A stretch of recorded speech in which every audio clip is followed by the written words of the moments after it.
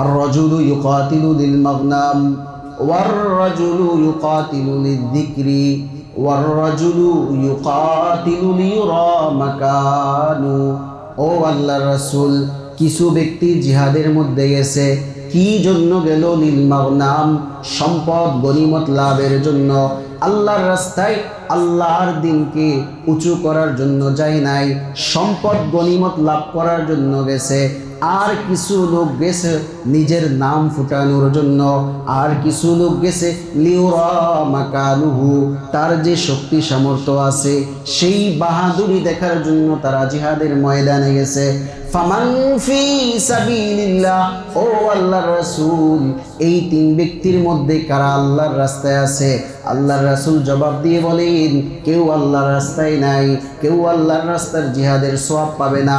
কেন পাবে না? এক ব্যক্তি গেছে সম্পদ উপার্জনের জন্য, গনিমত লাভ করার জন্য, আরেক ব্যক্তি গেছে নিজের সুনাম ফুটানোর জন্য, আরেক ব্যক্তি গেছে লিউরা মাকানুহু, তার বাহাদুরি দেখার জন্য। আল্লাহর রাসূল বলে, কেউ আল্লাহর রাস্তায় জিহাদের মধ্যে নাই। কারা আল্লাহর রাস্তায় জিহাদের মধ্যে থাকবে? আল্লাহর নবী এবার বলেন, মান তাকুনা কালিমাতুল্লাহি আল-উলিয়া, যারা আল্লাহর রাস্তায় দ্বীনকে প্রতিষ্ঠিত করার জন্য যাবে, কেবলমাত্র তারাই আল্লাহর রাস্তায় থাকবে। আজকে আপনাদের সামনে ইখলাস বিষয়ক কিছু হাদিস পেশ করার চেষ্টা করব, যাতে করে আমাদের জীবনের প্রতিটি কাজ, প্রতিটি কথা, প্রতিটি আমাল একেবারে মৃত্যু পর্যন্ত যেন আমরা সব কিছু আল্লাহর জন্য করতে পারি। আমাদের দিল যেন একেবারে ফ্রেশ থাকে। আমরা যেন কাউকে দেখানোর জন্য বা কারোর মন আকৃষ্ট করার জন্য অথবা কারো থেকে স্বার্থ হাসিল করার জন্য আমরা কোনো কাজ না করি। এই জন্য এই আয়াতগুলো, এই হাদিসগুলো আমরা আমাদের জীবনের সামনে রাখব। কিছু জিনিস আছে যেগুলো সামনে রাখতে হয়। দেখবেন মৃত্যু শয্যায় বাবা মা অনেক ওসিয়ত করে যায়, সন্তানকে বলে যে বাবা অনেক বলছি, কিন্তু মৃত্যুর সময় তোমাকে একটা কথা বলে যাই। ওই সন্তান কিছু পারুক আর না পারুক, সন্তান খারাপ হলেও সে বলে মা মৃত্যুর সময় আমাকে এই ওসিয়তটা করে গেছে। সে ওই কাজে আর যায় না, বা তাকে যদি কিছু করার কথা বলে সেই কাজটা করে। ওই যে মায়ের কথাটা রাখার জন্য, ওসিয়তটা রাখার জন্য তার মৃত্যু পর্যন্ত সেই কথাটা রাখে। এমনকি দেখবেন বন্ধুদের সঙ্গে বলবে, দোস্ত আমার মা এই কথাটা বলে গেছে, আমার বাবা এই কথাটা বলে গেছে, আমি এটার উপকার পাইছি, এই ধরনের বলে কি না? তাহলে কিছু কথা জীবনের সামনে রাখতে হয়, তাহলে মানুষ উপকৃত হয়। আল্লাহ এবং আল্লাহ রাসূলের কিছু কথা আছে যেগুলো সামনে রাখতে হয়। এগুলো সামনে রাখলে নিজের লাভ হয়, লস হয় না, কাজে লাগে। এর মধ্যে একটি হচ্ছে ইখলাস। বলেন কি? ইখলাস। খুব ছোট্ট একটা শব্দ, ইখলাস। এই ইখলাসকে যদি আমাদের জীবনে ধারণ করতে পারি, মানে আমরা সবাই, আমি আপনি সবাই এই ইখলাসকে যদি ধারণ করতে পারি, আমরা নিশ্চিতভাবে বলতে পারি আমাদের দুনিয়া যেমন সুন্দর হবে, আখিরাতে আমরা চিন্তাই করতে পারবো না যে আমার এই আমলগুলো আল্লাহ কবুল করে নিয়েছে। বহুত বড় বড় বুজুর্গ আছে, বহুত বড় বড় ব্যক্তি আছে, তাদের আমলের সামনে আমাদের আমলটা কিছুই মনে হয় না। কিন্তু আল্লাহর কাছে কিয়ামতের দিন এমনও হয়ে যাবে যে ওই বড় ব্যক্তির আমলটা কবুল নাও হতে পারে, কিন্তু আমার ইখলাসের কারণে আল্লাহ আমার আমলটাকে কবুল করে নেবে।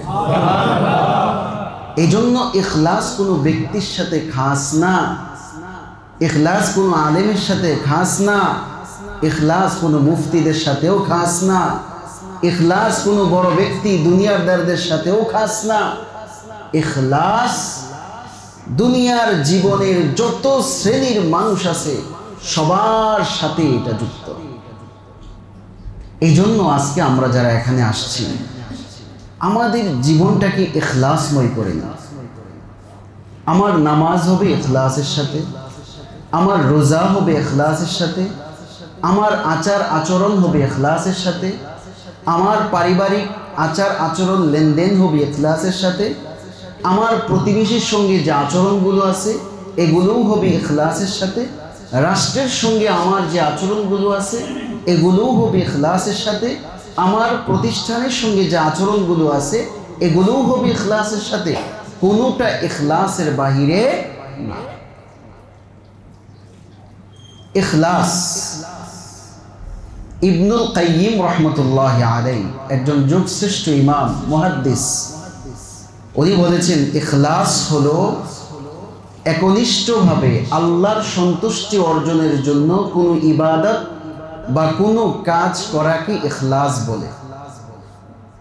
তাহলে এবার আসেন, আমরা একজনের সঙ্গে কথা বললাম, ভালো আচরণ করা, কথা বলা, এটা একটা সুন্নাহ। কারোর সঙ্গে নম্রভাবে কথা বলা, ভালোভাবে কথা বলা, ভালো আচরণ করা, এটা নবীজির সুন্নাহ। নবীজি ঋণ নিয়েছিলেন, এখনো মেয়াদ বাকি ছিল, আয়েশা টাকা চাইছে, হ্যাঁ, নবীজির ঘাড়ের ভিতরে দাগ পড়ে গেছে, তারপরও খারাপ আচরণ করেন নাই। তাহলে খারাপ আচরণ না করা, ভালো আচরণ করা, এটা একটা সুন্নাহ। আমাদের জীবনের প্রতিটি কাজ হবে সুন্নাহময় এবং ইখলাসময়। দেখবেন এই যে আমাদের সাথে অনেকে দোয়া চায়, দোয়া চায় না, দোয়া হুজুরের কাছে চাইয়া দিয়ে দেয় আর নিজেরা করে না। কিন্তু ইখলাস আসলো, আমি যেমন হুজুরকে দিয়ে দোয়া করাবো, পাশাপাশি আমি নিজে বেশি দোয়া করব। হুজুরকে দিয়ে যেমনিভাবে কোরআন খতম করাবো তার চেয়ে বেশি কোরআন খতম আমি দিব। আজকাল দেখবেন মাহফিলের ভিতরে বক্তা ওয়াজ করতেছে, এমন এমন বিষয় নিয়ে আসে, হ্যাঁ, কি বিষয়গুলো নেই যেগুলো নারীকে আকৃষ্ট করতে পারে, যেগুলোর ভিতরে এমন এমন কিছু বিয়ার টপিক নিয়ে আসবে। বিবাহের আলোচনা কোরআনে আছে কিনা? আছে। বিবাহের কথা হাদিসে আছে কিনা? আছে। কিন্তু এটাকে এমন ভাবে সাজাবে যে এই টপিকটা দিয়ে যুবকদেরকে আকর্ষণ করবে, বাস হয়ে গেল। তাহলে ইখলাসের এই যে বিবাহের কথা কোরআনেও আছে, হাদিসেও আছে, কিন্তু আমার উপস্থাপনাটা এমন হয়ে যায় যে কোরআন হাদিসের আলোচনা বাদ দিয়ে শুধু যুবকদেরকে আকর্ষণ করা, এর উপর দিয়ে অভিভাবকের উপর চাপ প্রয়োগ করা, এইটার মাধ্যমে একটা হয়ে গেছে। তাহলে এই যে আমাকে আকর্ষণ করার যে জায়গাটা, এই জায়গা বক্তা নিজেও ইখলাস রাখতে পারেন। এমনও হাজারো টপিক আছে, এমনও হাজারো টপিক আছে। এই জন্য বললাম শুধু আপনারাই আক্রান্ত, বিষয়টা এমন না। এখন সবচেয়ে বেশি আক্রান্ত, ইখলাসের মধ্যে সবচেয়ে বেশি ঘাটতি হলো টুপি দাড়িওয়ালাদের মাঝেই। দোয়া করতেছে, দোয়াটা যে বেশি টাকা দিছে ওর জন্য এমন ভাবে দোয়া করতেছে, কান্না না আসলেও কান্না নিয়ে আসাবে, আছে কিনা এমন? তাহলে ইখলাসের ঘাটতি। দোয়া করতেছে, আরেকজন ভদ্রলোক দোয়া চাইছে, ওই ব্যক্তি হাদিয়া দিতে পারে না, ওর জন্য দোয়াটা ওইভাবে আসে না। এই জন্য আমাদের এখানে হাদিয়া বন্ধ। আমাদের এখানে দোয়া চাওয়ার পর কি হাদিয়া বন্ধ। কেন বন্ধ? আমরা এটা শুরু থেকে বন্ধ করছি। এবার যত বড় ব্যক্তি দোয়া চাক, যত ছোট ব্যক্তি দোয়া চাক, সবার জন্য দোয়া কি? এটার মাধ্যমে কি আপনারা নারাজ না খুশি? তাহলে টাকা দিয়ে, হাদিয়া দিয়ে দোয়া নেওয়া যায় না। দোয়া নিতে হয় কিছুর থেকে? মন থেকে, ভালোবাসা থেকে, ইখলাস থেকে। এই জন্য আমাদের কাজ হবে, প্রিয় ভাইয়েরা আমার, আমাদের প্রতিটা কাজ, আমাদের প্রতিটা কথা, আমাদের প্রতিটা আমাল, সব কিছুর মধ্যে যেন ইখলাস চলে আসে। আমার ভিতরে যেন আসে, আপনার ভিতরে যেন আসে, আমার সন্তানের ভিতরে যেন আসে। আমরা প্যারেন্টসরা কি করি? প্যারেন্টসদের সম্মেলন হয় স্কুলের মধ্যে, ভার্সিটির মধ্যে, কিন্তু আমার সন্তানকে প্যারেন্টস হিসাবে আমরা আমাদের বাসার ভিতরে সন্তানের জন্য কি শিক্ষা দিছি? সন্তানকে বাসার ভিতরে গাইডলাইন দেই না। এটা তো ইখলাসের বড় ঘাটতি।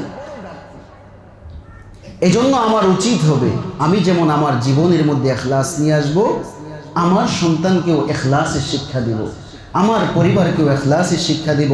ইখলাসের বাহিরে আমরা যাব না, ইখলাসের বাহিরে আমরা যাব না।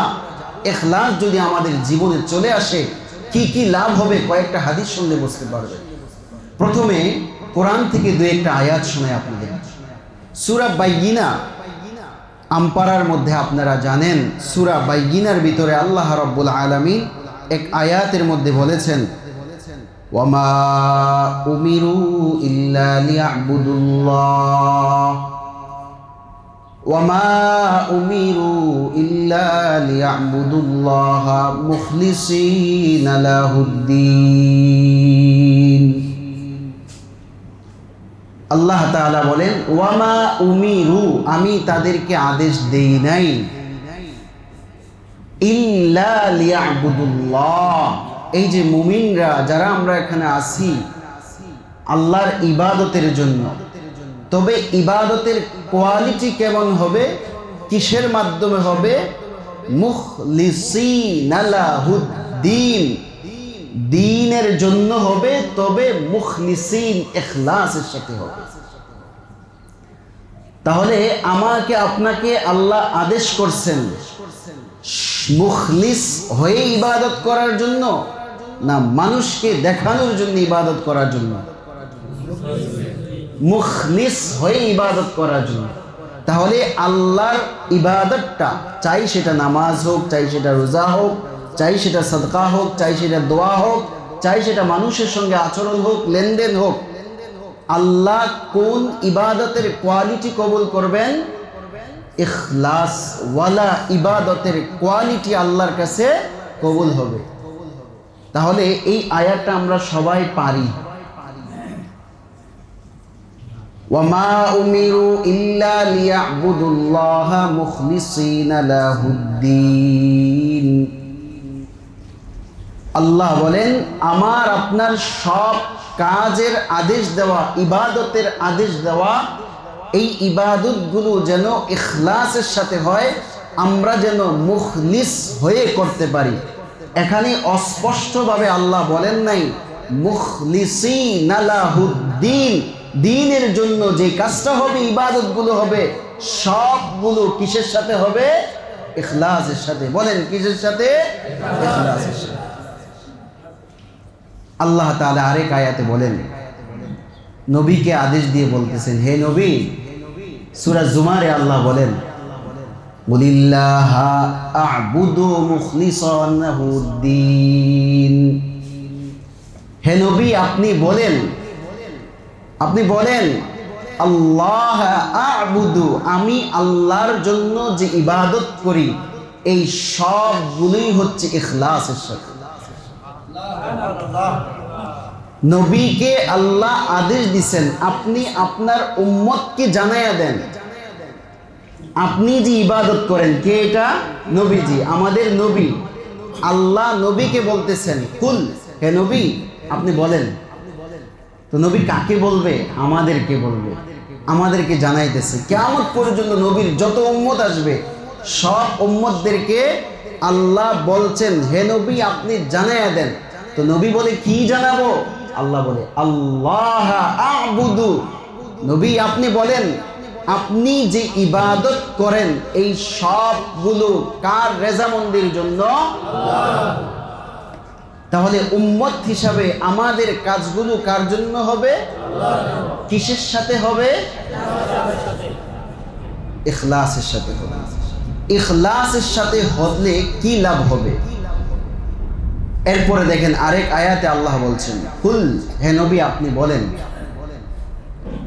আল্লাহ নবীকে আদেশ দিচ্ছেন, কুল, হে নবী আপনি বলেন, ইন্না সলাতি ওয়া নুসুকি ওয়া মাহইয়ায়া ওয়া মামাতি লিল্লাহি রাব্বিল আলামিন। কুল, হে নবী আপনি বলেন, ইন্না সলাতি, আপনি কিয়ামত পর্যন্ত গোটা উম্মতদেরকে জানায় দেন আপনার নামাজের কোয়ালিটি কেমন ছিল। ইন্না সলাতি, নবী এবার আমাকে আপনাকে জানাইতেছেন ইন্না সলাতি, ও আমার উম্মত, আমার নামাজ ছিল কার জন্য? আল্লাহর নবী আমাকে আপনাকে জানাইতেছেন কুল ইন্না সলাতি ওয়া নুসুকি ওয়া মাহইয়ায়া ওয়া মামাতি লিল্লাহি রাব্বিল আলামিন। আমাকে আপনাকে জানাইতেছেন আমার নামাজ কার জন্য হবে, আমার কুরবানি কার জন্য হবে, আমার হায়াত কার জন্য, আমি জীবনে যতটুকু হায়াত পাবো, যতটা মিনিট পাবো, যতটা সেকেন্ড পাবো, যতটা বছর পাবো, যতটা সপ্তাহ পাবো, এই সবগুলো সময় কার জন্য ব্যয় হবে? আরো আওয়াজ করে বলেন কার জন্য হবে? ওয়া মামাতি, আমার মৃত্যুটাও কার জন্য হবে? লিল্লাহি রাব্বিল আলামিন। আল্লাহর নবী আমাদেরকে জানাই দিতেছেন আল্লাহর নবীর জীবন ছিল আল্লাহর জন্য, আল্লাহর নবীর নামাজ ছিল আল্লাহর জন্য, আল্লাহর নবীর মৃত্যু ছিল আল্লাহর জন্য। সুতরাং উম্মত হিসাবে আমার আপনার সব কাজগুলো কার জন্য হবে? মৃত্যুর সময় নবী বারবার বলতেছিলেন আল্লাহ আপনার সঙ্গে দেখা করার জন্য আমি প্রস্তুতি নিতেছি। ও ভাইয়েরা আমার, আমরা মৃত্যুর সময় গণায় আসলে আফসোস করতে থাকি জীবনটাকে আল্লাহ এতটুক সময়ের জন্য দিলেন। আমার ছোট বাচ্চা যখন দুনিয়া থেকে চলে যায়, আফসোস করতে করতে মা আফসোসের মধ্যে পড়ে যায়, বাবা আফসোসের মধ্যে পড়ে যায়, দাদি আফসোস করতে করতে আল্লাহকে দোষ দেয়, নানি আফসোস করতে করতে আল্লাহকে দোষ দেয়। অথচ আল্লাহ বলেন মৃত্যু হবে কার জন্য? ও ভাইয়া আমার, মৃত্যু যদি আমার না হয় আল্লাহর দিদার লাভ কি আমরা করতে পারবো কিনা বলেন? আল্লাহর সঙ্গে দিদার লাভ হবে না, আল্লাহর জান্নাতও আমরা লাভ করতে পারবো না। এই জন্য আল্লাহর নবী আমাদেরকে জানাইতেছেন ইন্না সলাতি ওয়া নুসুকি ওয়া মাহইয়ায়া ওয়া মামাতি লিল্লাহি রাব্বিল আলামিন। আমার নামাজ হবে আল্লাহর জন্য, আমার জিকির হবে আল্লাহর জন্য, আমার তাসবিহ আদায় হবে আল্লাহর জন্য, আমার দান সদকা হবে আল্লাহর জন্য, আমার সুন্দরভাবে মানুষের জন্য কথা বলা হবে আল্লাহর জন্য। দুনিয়ার কোনো স্বার্থ এর মধ্যে রাখা যাবে না, সব স্বার্থকে পিছনে ফেলে দ্বীনের স্বার্থকে সামনে নিয়ে আসে, আখিরাতের স্বার্থকে সামনে এনে সব কাজগুলো ইখলাসের সাথে করে আল্লাহর সন্তুষ্টি হাসিল করতে হবে। পারবো কিনা? আল্লাহ তৌফিক দান করুন। লাভ হবে কি? সূরা বাকারার 265 নম্বর আয়াতে আল্লাহ বলেন وَمَثَلُ الَّذِينَ يُنْفِقُونَ أَمْوَالَهُمُ ابْتِغَاءَ مَرْضَاتِ اللَّهِ وَتَثْبِيتًا مِنْ أَنفُسِهِمْ। আল্লাহ বলে যারা দুনিয়ার ভিতরে আল্লাহর রাস্তায় খরচ করে, চাই আবার আপনি এতিমদের পিছনে খরচ করেন অথবা মিসকিনদের পিছনে খরচ করেন, চাই আবার আপনি মানুষের উন্নয়নের জন্য খরচ করেন, তবে সেই খরচটা হবে ইবতিগা মারদাতিল্লাহ, আল্লাহর সন্তুষ্টির জন্য। কার জন্য? ইবতিগা, চাওয়া চাওয়া, মারদাতিল্লাহ, মারদাত মানে হচ্ছে সন্তুষ্টি। তাহলে ইবতিগা মারদাতিল্লাহ, এই দান করা, এই আল্লাহর রাস্তায় খরচ করা, জনকল্যাণমূলক কাজ করা, এই সব কিছু হবে কার সন্তুষ্টির জন্য? ওয়া তাসবিতাম মিন আনফুসিহিম, বান্দা নিজের উপকারের জন্য। কামাসালি জান্নাতিন বিরবওয়াতিন আসাবাহা ওয়াবিল ফাতাত উকুলাহা দিফাইন। আল্লাহ তাআলা বলেন কেউ যদি আল্লাহর সন্তুষ্টির জন্য করে, সেই বিশাল একটা বাগান করলো, ওই বাগানের ভিতরে যদি বিশাল মুষলধারে পানি ঝর্ণার মতো বেয়ে বেয়ে পড়তে থাকে, পানি দেওয়ার প্রয়োজন হয় না, আল্লাহ তাআলা আকাশ থেকে পানি নাজিল করে দেয়। যখন যতটুকু গাছের পানির প্রয়োজন হয় ওই পানি আল্লাহ দান করে দেয়। আল্লাহ বলেন ও বান্দা, তোমার বাগানের মধ্যে দ্বিগুণ ফল আল্লাহ দান করে দিবেন। এই আয়াত থেকে মুফাসসিরিন ইকরাম বলেন, দুনিয়ার ভিতরে কোনো বান্দা যদি আল্লাহর সন্তুষ্টির জন্য কোনো আমল করে অথবা কথা বলে অথবা কোনো কিছু দান করে, আল্লাহ তাআলার ইখলাসের কারণে তার আমল নামার মধ্যে দ্বিগুণ সওয়াব দান করে। এই জন্য দ্বিগুণ সওয়াব লাভ করবো তো ইনশাআল্লাহ। কিভাবে লাভ করব? ইখলাস। বলেন কিভাবে লাভ করব? ইখলাস। ইখলাস কি? ইখলাস। বুখারী শরীফের হাদিস, প্রথম হাদিস, ইন্নামাল আমালু বিন্নিয়াত, এক ঐতিহাসিক হাদিস, এত চমৎকার হাদিস, এটা আমরা মুখে বলতে বলতে বলতে আমরা সবাই পড়তে পড়তে ইজি হয়ে গেছে, এটার গায়ে লাগে না। এটা কত বড় হাদিস, গায়ে লাগে। এটা তো হাদিস বটে, এটা একটা মূলনীতি, শরীয়তের মূলনীতি, বিশাল মূলনীতি এটা। ইন্নামাল আমালু বিন্নিয়াত, আমার প্রতিটা কাজের সওয়াব, আমার প্রতিটা কাজের সওয়াব নিয়তের উপর নির্ভরশীল। এখান থেকে অনেকে বলে যে নিয়তের মনে মনে সব নিয়ত আছে, সে খারাপ কাজ করতেছে আর কি বলতেছে, এই হাদিস বলতেছে ইন্নামাল আমালু বিন্নিয়াত। আপনি কি আমার মনে ঢুকছেন নাকি? করতেছে খারাপ কাজ, আবার দলিল দিতেছে কি? হাদিস দি ইন্নামাল আমালু বিন্নিয়াত। আপনি কি মনের ভিতরে ঢুকছেন? এই জন্য এখানে একটু ব্যাখ্যা আছে। প্রতিটা কাজের সওয়াব, প্রতিটা কাজের কিসের উপর নির্ভরশীল? তাহলে প্রতিটা কাজের সওয়াব। খারাপ কাজ করা যাবে? খারাপ কাজের সময় সওয়াবের নিয়ত করা যাবে? তাহলে সুযোগ নাই, কি নাই? সুযোগ নেই। এই মূলনীতির আলোকে নবীজি অনেকগুলো হাদিস নিয়ে আসছেন, উদাহরণ হিসেবে দেখাইছেন যে নিয়ত শুদ্ধ থাকলে, ইখলাস থাকলে আল্লাহ কোথায় কিভাবে দান করেন। যেমন প্রথমে আল্লাহর নবী উদাহরণ দিচ্ছেন, ঈমানের মধ্যে কারো যদি ইখলাস থাকে, ঈমানের মধ্যে কারো যদি ইখলাস থাকে, আল্লাহ তার জন্য অফুরন্ত পুরস্কার রাখছেন।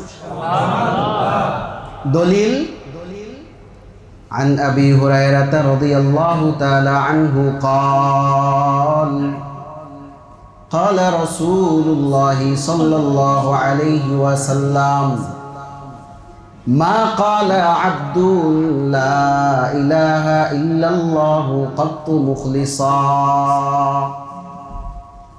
আল্লাহর নবী বলেন ইন্নামাল আমালু বিন্নিয়াত, এটা তোমাদের জন্য একটা মূলনীতি। এবার আসো বান্দা, তোমরা যে কালিমার মাধ্যমে ঈমান নিয়ে আসো, মুসলমান হয় কি কালিমার মাধ্যমে? লা ইলাহা ইল্লাল্লাহ। আমরা মুসলমান, আমাদের ঈমানের কালিমা কি? জোরে বলেন কি? আরো আওয়াজ করে বলেন কি? লা ইলাহা ইল্লাল্লাহ, লা ইলাহা ইল্লাল্লাহ। আল্লাহর নবী বলেন মা ক্বালা আব্দুন, কোন বান্দা যদি এই কথা বলে লা ইলাহা ইল্লাল্লাহ, আল্লাহ ছাড়া কোনো মাবুদ নাই, আল্লাহ ছাড়া কোনো মাবুদ নাই। বলেন আল্লাহ ছাড়া কোনো মাবুদ নাই, আল্লাহ ছাড়া কোনো ইলাহ নাই।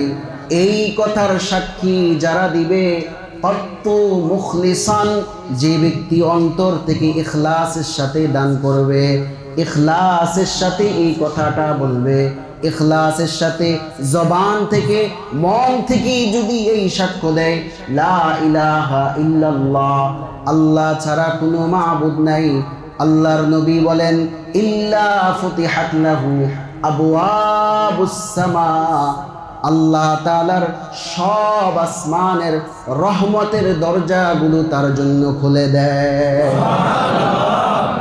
বান্দা আমি একমাত্র লা ইলাহা ইল্লাল্লাহ বললাম, আল্লাহ তাআলা আমাদের জন্য আসমানের রহমতের দরজা খুলে দেন।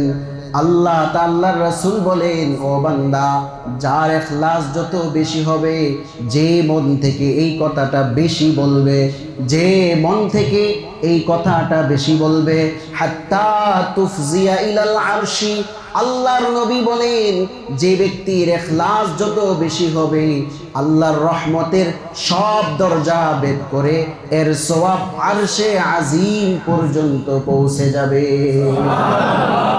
আমি কেবলমাত্র বললাম লা ইলাহা ইল্লাল্লাহ, আল্লাহ সব আসমানের দরজাগুলো খুলে দিলেন, এমন খোলা খুললেন, হাত্তা তুফজিয়া ইলাল আরশি, সেটা আরশে আজিম পর্যন্ত পৌঁছে গেল।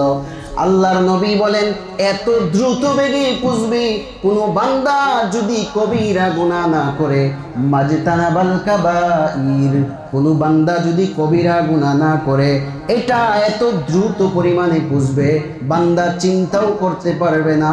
আজকে পূর্ব নয়ানগর এই মসজিদের ভিতরে লা ইলাহা ইল্লাল্লাহ একবার বলল, মুহূর্তের মধ্যে আরশে আজিমে সেটা পৌঁছে গেল। মাজতানাবাল কাবাইর, আল্লাহর রাসূল শেষে একটা কথা বলছেন, মাজতানাবাল কাবাইর। এই হাদিসের ব্যাখ্যায় আল্লামা তিবি রাহমাতুল্লাহি আলাইহি বলেন যে মাজতানাবাল কাবাইর, যারা কবিরা গুনাহ করবে না তাদের সওয়াব দ্রুত বেগে পৌঁছবে। তাহলে এই হাদিস দ্বারা বুঝলাম যে আরশে আজিমে যদি আমার লা ইলাহা ইল্লাল্লাহ পৌঁছাইতে হয়, কবিরা গুনাহ করলেও কি করতে হবে? তাওবা করতে হবে। কি করতে হবে? হয়ে গেলে তাওবা করে নিতে হবে। মোল্লা আলী কারি রহমতুল্লাহি আলাইহি একজন বিখ্যাত মুহাদ্দিস, উনি এই হাদিসের ব্যাখ্যায় বলেছেন যে কোনো ভালো কাজ, মানে কোনো খারাপ কাজ, যেমন কবিরা গুনাহ, কোনো ভালো কাজকে মুছে দিতে পারে না। ধরেন একজন ব্যক্তির একটা ভালো কাজ আছে, আরেকটা খারাপ কাজ আছে, কবিরা গুনাহ আছে। তো কবিরা গুনার পর আল্লাহর কাছ থেকে ওই কবিরা গুনাহ ওই ব্যক্তির ভালো কাজকে দূর করে দেয় না, ভালো কাজ ভালো কাজের জায়গায় থাকে। বুঝেন নাই? ভালো কাজ কোনো কিছু দূর করতে পারে না। দুনিয়ার মানুষের ভালো আমল কি করতে পারে না? গুনাহ দূর করতে পারে না। তবে কোনো বান্দা যদি গুনাহ করে আর সে সাথে সাথে ভালো কাজ করে, ওই ভালো কাজ, ভালো আমলটা খারাপ কাজকে দূর করে দেয়। তাহলে আমরা দুনিয়ার ভিতরে কত খারাপ কাজ করি, আবার ভালো কাজও করি। খারাপ কাজ করার কারণে আমাদের ভালো কাজ দূর, এটা কার কাছে থেকে যায়? এটার সব কারা পাবে? যে আমল করছে সে পাবে। মাজতানাবাল কাবাইরের ব্যাখ্যায় মোল্লা আলী কারি রহমতুল্লাহি আলাইহি লিখেছেন যে ভালো কাজ খারাপ কাজকে দূর করে দেয়। এই জন্য খারাপ কাজ হওয়ার সঙ্গে সঙ্গে কি করে ফেলবো? ভালো কাজ করে ফেলবো। কি করব? ধরেন একটা গুনাহ হয়ে গেছে, সাথে সাথে কি বলবো? আস্তাগফিরুল্লাহ। খারাপ কাজ হয়ে গেছে, সাথে সাথে কিছু সদকা করে দিব। খারাপ কাজ হয়ে গেছে, সাথে সাথে 2 রাকাত নামাজ পড়ে ফেলবো। খারাপ কাজ করে ফেলছি, সাথে সাথে একজন ব্যক্তির সঙ্গে ভালো আচরণ করবো, হাসি দিয়ে কথা বলে ফেলবো। দেখবেন আমার খারাপ কাজটা আল্লাহ মুছে দিবেন। তাহলে মাজতানাবাল কাবাইর, কবিরা গুনাহ থেকে যারা বাঁচবে, মোল্লা আলী কারি রহমতুল্লাহি আলাইহি বলেন, ওই ব্যক্তি যদি কবিরা গুনাহ না করে আর লা ইলাহা ইল্লাল্লাহর স্বীকৃতি দেয়, আল্লাহ তাআলার কাছে দ্রুত গতিতে সেটা পুষতে থাকে। এই জন্য লা ইলাহা ইল্লাল্লাহ পড়ব, কবিরা গুনাহ ছাড়ব। বলেন লা ইলাহা ইল্লাল্লাহ, কবিরা গুনাহ, লা ইলাহা ইল্লাল্লাহ, কবিরা গুনাহ। আরেকটা হাদিস শুনেন, ইখলাসের কারণে কত দ্রুত গতিতে আল্লাহর কাছে সেই সওয়াব পৌঁছে যায়। একটা তো পাইলেন, দ্বিতীয় আরেকটা শুনুন। এই যে আমরা মসজিদে আসছি না, অনেক আগে আগে চলে আসছেন না আলহামদুলিল্লাহ। এই ব্যাপারে একটা হাদিস শুনুন। আল্লাহ রাসূল সাল্লাল্লাহু আলাইহি সাল্লাম বলেছেন, কোনো ব্যক্তি যদি ঘরে নামাজ পড়ে অথবা বাজারের মধ্যে এমনি 3-4 জন মিলে দোকানে নামাজ পড়ছে, জামাত পড়ে নাই, আর কিছু লোক ঘরে না পড়া রাস্তাঘাটে না পড়ে কোথায় চলে আসছে? জামাতে চলে আসছে, 25 গুণ বেশি সওয়াব পাবে। এরপরে আল্লাহ রাসূল বলেন, কোনো ব্যক্তি যদি খুব ভালোভাবে অজু টজু করে মসজিদে বের হয়, কিসের জন্য? ইল্লা লিসসালাহ, ইল্লা কেবলমাত্র কিসের জন্য? দুইটা পুরস্কার। কয়টা? খুত্তা, লাম ইয়াখুত্তা খাত্তুন ইল্লা রুফিআত লাহু বিহা দারাজা।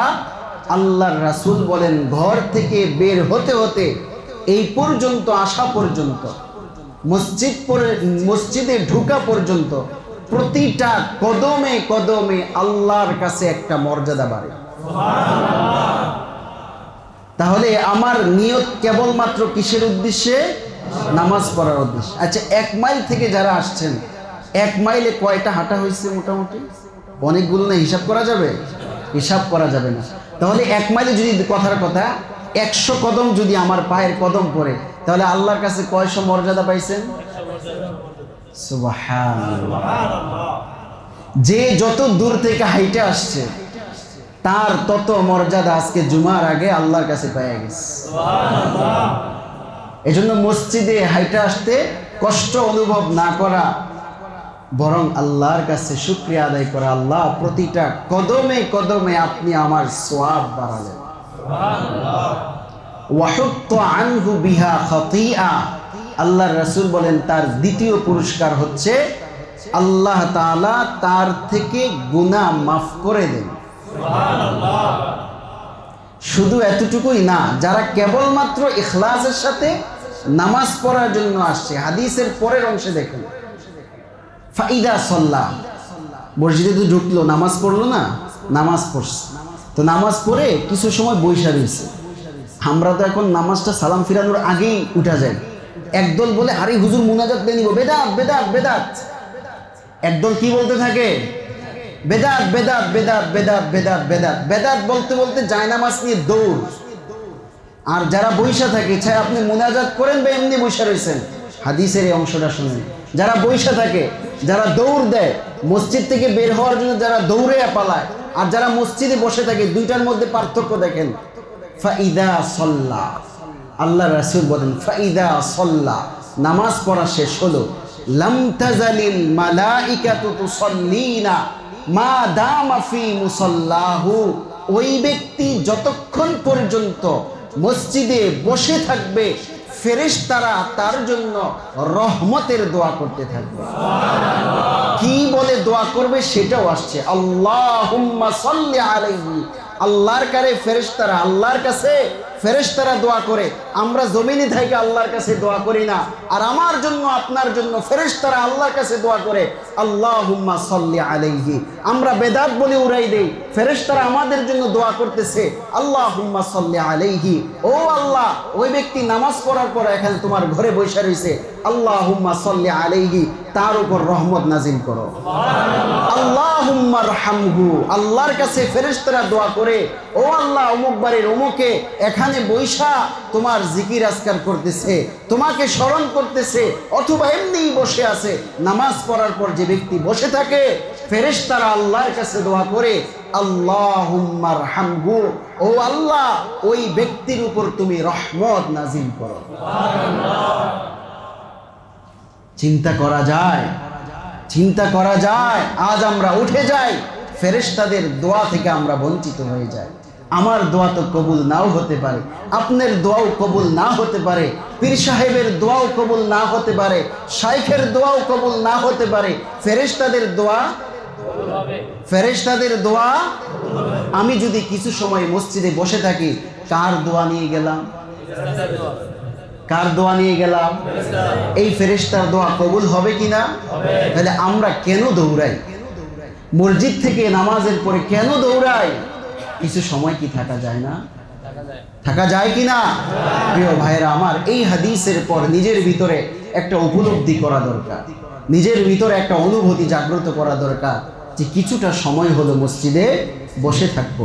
মসজিদে বসে থাকলে আপনার অনেক অনেক ফায়দা, বিভিন্ন ঝামেলা থেকে আপনি বাইচা যাবেন।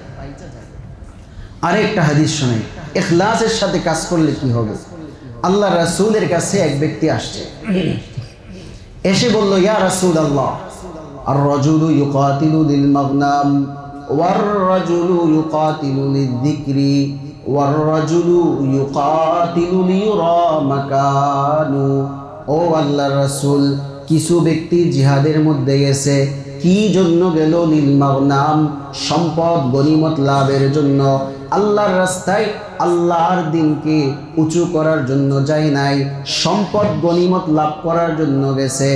আর কিছু লোক গেছে নিজের নাম ফুটানোর জন্য, আর কিছু লোক গেছে লিউরা মাকানুহু, তার যে শক্তি সামর্থ্য আছে সেই বাহাদুরি দেখার জন্য তারা জিহাদের ময়দানে গেছে।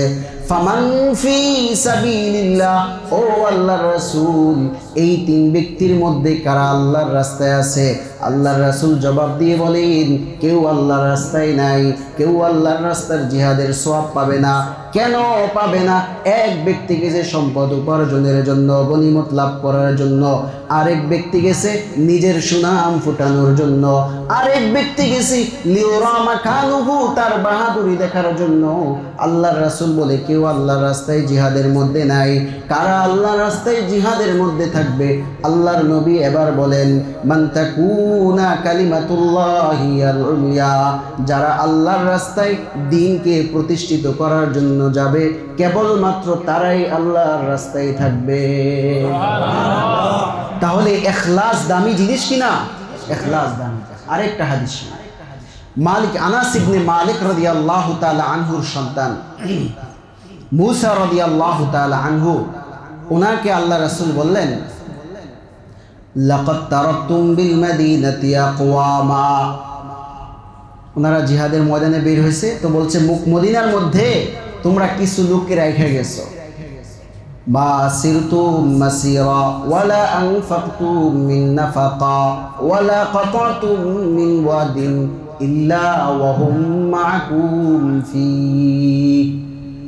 আল্লাহ রাসূল ওনাকে বললেন, তোমরা যত টাকা এই জায়গায় খরচ করছো, যতটা রাস্তা পার হইছো, যতটা কদম পার হইছো, যতটা উপত্যকা পার হইছো, প্রতিটা কাজের সওয়াবের সঙ্গে ওই মদিনাতে যাদেরকে রেখে গেছো সবার অংশের মধ্যে আল্লাহ সওয়াব পৌঁছাই দিয়েছে।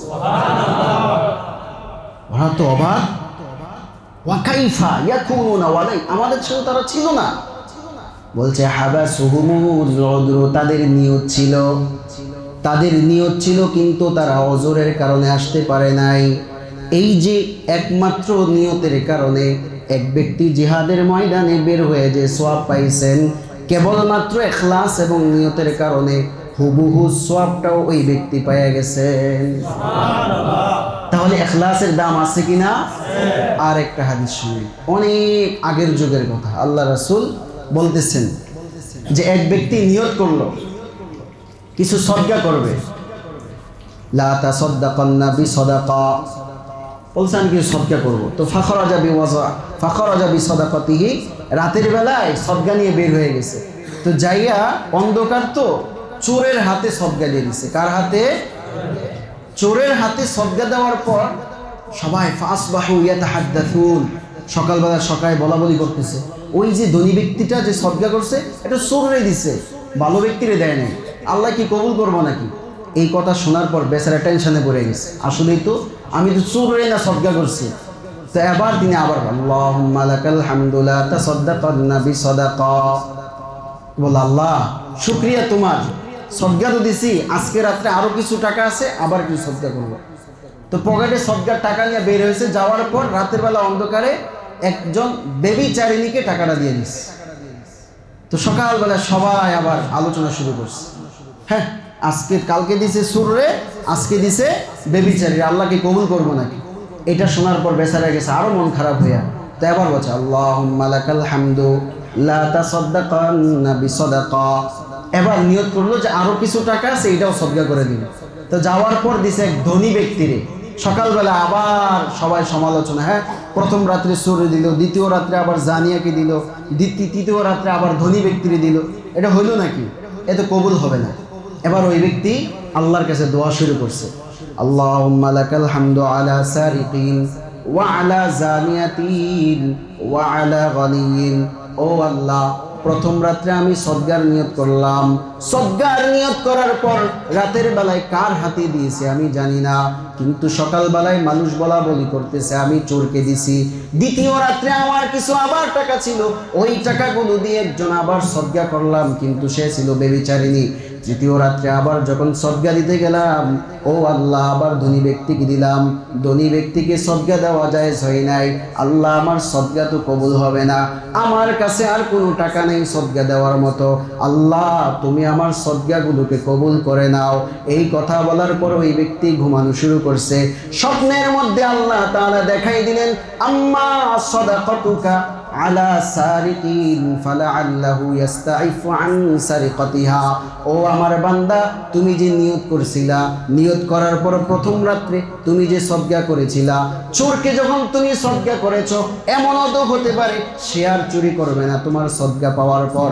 দ্বিতীয় রাত্রে তুমি জানিয়াকে একজন ব্যভিচারিণীকে সদগা করেছো, ফালাআল্লাহু তাস্তাইফু আন জিনাহা, তোমার টাকা পাওয়ার পর তো এমন হতে পারে ওই ব্যভিচারিণী আর এই খারাপ কাজের মধ্যে যাবে না। আর তৃতীয় রাত্রে তুমি ধনী ব্যক্তিকে যে টাকা দিয়েছো, ফালাআল্লাহু ইয়াতাবিরু, সেই জায়গা থেকে শিক্ষা নেবে, আল্লাহ আমাকে টাকা দিয়েছিলেন কিন্তু আমি সদগা করি না, দান সদগা করি না, সে এখন থেকে ফায়ুনফিকুহু মিম্মা আতাহুল্লাহ, তোমার টাকা পাওয়ার পর তার ভিতরে উপলব্ধি হতে পারে আমি এখন থেকে আল্লাহর রাস্তায় দান করব। এই যে তুমি দান করলা, দান করার পর তারা যখন তাদের খারাপ কাজ থেকে ফিরে আসবে, আমি আল্লাহ এই উসিলায় তোমার সদগাগুলোকে কবুল করে নিলাম। এই জন্য ইখলাসের দাম আছে কিনা? এই জন্য প্রিয় ভাইয়েরা আমার, ইখলাস হাসিল করার চেষ্টা করব তো। আল্লাহ রাব্বুল আলামিন আমাদের সবাইকে ইখলাসের সাথে সব কাজগুলো করার তৌফিক দান করুন, আমিন।